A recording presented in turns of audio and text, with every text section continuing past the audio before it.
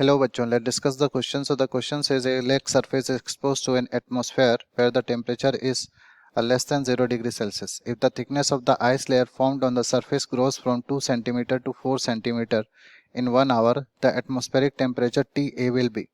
Thermal conductivity of ice is K is equal to 4 into 10 raised to minus 3 calorie per centimeter per second per degree centigrade. Density of ice is 0.9 gram per cubic centimeter.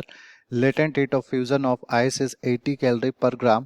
Neglect the change of density during the state change. Assume that the water below the ice has 0 degree centigrade temperature everywhere.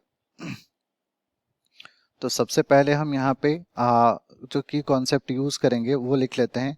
की concept की बात करें तो की concept जो हम यहाँ पे यूज करेंगे वो यूज करेंगे हीट करंट का। ठीक है, तो हीट करंट का अगर हम की कॉन्सेप्ट यूज करें तो हीट करंट मतलब क्या होता है कि अगर हम यहाँ पे D Q by D T लिखें, so this will be given by K A D T divided by D X. ठीक है, के जो है वो क्या है, थर्मल कंडक्टिविटी, ए जो है area, dt is the change in temperature, dx is the length, dq by dt is heat current। ठीक है, तो यहाँ से अगर हम लोग देखें तो इस कंडीशन से क्या लिख सकते हैं, अगर हम लोग देखें तो dq by dt हम लोग को पता है कि हीट चेंज के मतलब फेज चेंज के दौरान q इज इक्वल टू हम लोग क्या लिख सकते हैं m इंटू एल।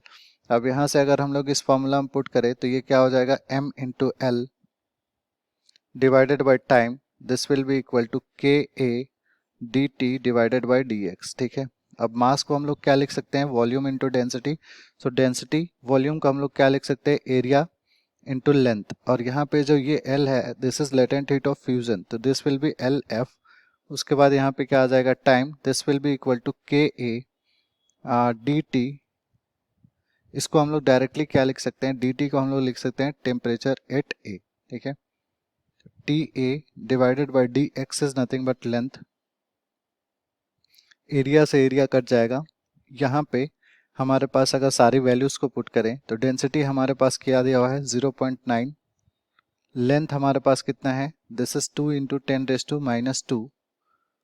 उसके बाद लेटेंट हीट ऑफ फ्यूजन देखे तो दिस इज 80, टाइम 1 आवर है, 1 hour means 3600 seconds will be equal to K का वैल्यू हमारे पास कितना है 4 into 10 raise to minus 3 into T A divided by कितना हो जाएगा यहाँ पे, this will be nothing but length हमारे पास कितना है 2 into 10 raise to minus 2।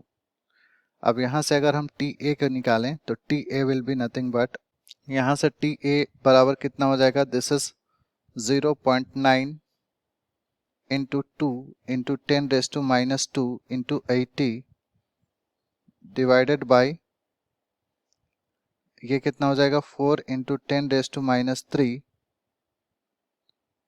Into 3600, और यहाँ पे कितना हो जाएगा ये 2 इंटू 10 रेज टू माइनस 2। ठीक है, तो इस तरह से हो जाएगा। यहाँ से हम लोग क्या, ये 2 से 4, 4 से कट जाएगा, उसके बाद यहाँ से 8 से ये कट जाएगा, दिस विल बी 8 4 देन 5 45। यहाँ से T A will be nothing but 0.9 into ये कितना हो जाएगा, this will be 10 raise to minus 4। उसके बाद यहाँ पे कितना आ जाएगा, this will be 45 into 10 raise to minus 3। यहाँ से जो टी ए का वैल्यू आएगा, T A will be minus 30 degree centigrade. ठीक है, तो यहाँ से टी ए का वैल्यू कितना आ जाएगा, माइनस 30 डिग्री सेंटीग्रेड। यहाँ से अगर हम लोग ऑप्शन चेक करें, so the correct option will be option C, minus 30 degree centigrade. I hope you understood well.